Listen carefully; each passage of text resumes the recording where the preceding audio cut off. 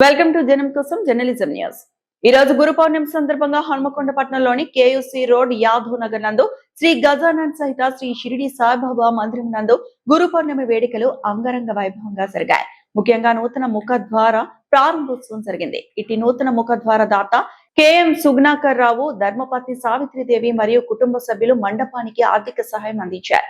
ఇటు ముఖద్వార ప్రారంభోత్సవం కెఎం సుగ్నాకర్ రావు మరియు సావిత్రిదేవి గాళ్లచే ప్రారంభోత్సవం జరిపించారు. మరియు 108 కలశాలతో శ్రీ షిరిడి సాయిబాబాకు అభిషేకం జరిపారు. అనంతరం 2500 మందికి అన్న ప్రసాదం వితరణ జరిగింది. మరియు సాయంత్రం పురవీధుల్లో పల్లకి ఉత్సవం జరిపారు. ఇట్టి కార్యక్రమంలో 3000 మంది భక్తులు షిరిడి సాయిబాబాను దర్శించుకొని పురవీధులలో సాయి పల్లకి మహోత్సవంలో అనేక మంది భక్తులు ఈ కార్యక్రమంలో పాల్గొన్నారు. ఇట్టి కార్యక్రమానికి అన్ని విధాలుగా సహకరించిన భక్తులకు ప్రత్యేక కృతజ్ఞతలు తెలియజేశారు.